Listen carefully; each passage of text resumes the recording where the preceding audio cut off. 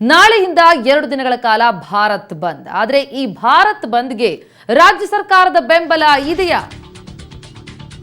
ಕೇಂದ್ರದ ವಿರುದ್ಧ ಕರೆ ನೀಡಿರುವಂತಹ ಬಂದ್ಗೆ ಪರೋಕ್ಷ ಬೆಂಬಲ ನೀಡಿದ್ದಾರೆ ಸಾರಿಗೆ ಸಚಿವರು. ಹಾಗಿದ್ರೆ ನಾಳೆಯಿಂದ 2 ದಿನಗಳ ಕಾಲ ಇರುವಂತಹ ಭಾರತ್ ಬಂದ್ಗೆ ರಾಜ್ಯ ಸರ್ಕಾರದ ಬೆಂಬಲ ಇದೆಯಾ? ಕೇಂದ್ರದ ವಿರುದ್ಧ ಕರೆ ನೀಡಿರುವಂತಹ ಈ ಬಂದ್ಗೆ ಪರೋಕ್ಷ ಬೆಂಬಲವನ್ನ ನೀಡಿದ್ದಾರೆ ಸಾರಿಗೆ ಸಚಿವ ಡಿಸಿ ತಮ್ಮಣ್ಣ. ಬಂದ್ಗೆ ಸರ್ಕಾರದ ಬೆಂಬಲವಿದೆ ಅಂತ ಪರೋಕ್ಷವಾಗಿ ಹೇಳಿದ್ದಾರೆ ಸಚಿವ ತಮ್ಮಣ್ಣ.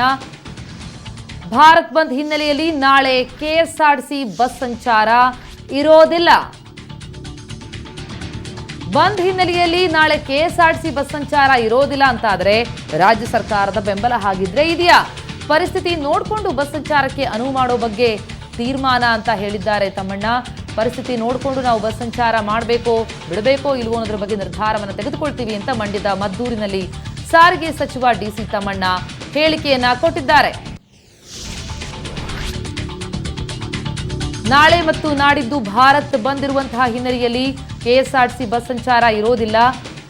ಪರಿಸ್ಥಿತಿಯನ್ನ ನೋಡಿಕೊಂಡು ಬಸ್ ಸಂಚಾರಕ್ಕೆ ಅನುವು ಮಾಡೋ ಬಗ್ಗೆ ತೀರ್ಮಾನವನ್ನ ಕೈಗೊಳ್ತೇವೆ ಅಂತ ಮಂಡ್ಯದ ಮದ್ದೂರಿನಲ್ಲಿ ಸಾರಿಗೆ ಸಚಿವ ಡಿಸಿ ತಮ್ಮಣ್ಣ ಹೇಳಿಕೆಯನ್ನ ಕೊಟ್ಟಿದ್ದಾರೆ. ಸಚಿವರು ಕೊಟ್ಟಂತಹ ಈ ಹೇಳಿಕೆಯಿಂದ ರಾಜ್ಯ ಸರ್ಕಾರ ಹಾಗಿದ್ರೆ ಈ ಬಂದ್ಗೆ ಬೆಂಬಲವನ್ನ ಸೂಚಿಸ್ತಾ ಇದೆಯಾ ಅನ್ನುವಂಥ ಅನುಮಾನ ವ್ಯಕ್ತವಾಗುತ್ತೆ.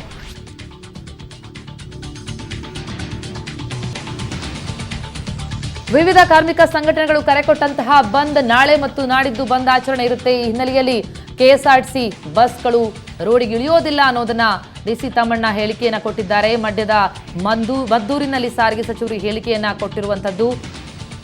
ಪರಿಸ್ಥಿತಿ ನೋಡಿಕೊಂಡು ಅನುವು ಮಾಡಿಕೊಡ್ತೇವೆ ಸಾರಿಗೆ ಸಂಚಾರಕ್ಕೆ ಎಂದಿದ್ದಾರೆ ಡಿಸಿ ತಮ್ಮಣ್ಣ.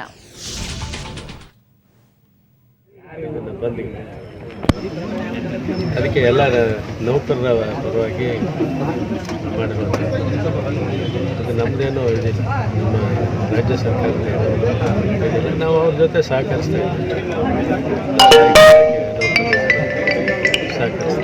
ಅಂದ್ರೆ ಸರ್ಕಾರದ ಬೆಂಬಲ ಇದೆ. ಸರ್ಕಾರದ ಬೆಂಬಲ ಅಂತಲ್ಲ, ಕಾರ್ಮಿಕರು ಎಲ್ಲಿ ಹೆಚ್ಚಿನ ಸಂಖ್ಯೆಯಲ್ಲಿದ್ದಾರೆ ಅವರು ಎಲ್ಲಿ ಇಷ್ಟಪಡ್ತಾರೆ. ಯಾಕಂದರೆ ಕಾರ್ಮಿಕರ ದೃಷ್ಟಿಯಿಂದ ಅವರ ಅಖಿಲ ಭಾರತ ಮಟ್ಟದಲ್ಲಿ ಮಾಡ್ತಾ ಇರ್ತಕ್ಕಂಥ ಅನೇಕ ಸಂಸ್ಥೆಗಳು ಮಾಡ್ತಾ ಇರ್ತಾರೆ. ಅದಕ್ಕೆ ನಾವು ಕೂಡ ಸಹಕರಿಸ್ತೇವೆ. ನಾಳೆ ಯಥಾ ಪ್ರಕಾರ ಗಾಡಿಗಳು ಓಡ್ತವೆ, ವೆಹಿಕಲ್ಸ್ ಇಲ್ಲ ಅದು ನೋಡ್ಬೇಕು. ಅವ್ರನ್ನ ಇದು ಮಾಡಿ ಅದಕ್ಕೆ ಅವಕಾಶ ಕೊಟ್ಟರೆ ಇದು ಮಾಡ್ತೀವಿ. ಇಲ್ಲದ್ರೆ ಸಹ ಕಷ್ಟ ಆಗ್ತದೆ. ಕೇರಳದಲ್ಲಿ ಗಲಾಟೆ ಆಯಿತು, ಇಲ್ಲ ನಮ್ಮದೊಂದು 5-6 ಬಸ್ಗಳನ್ನ ಡ್ಯಾಮೇಜ್ ಆಗಿದೆ.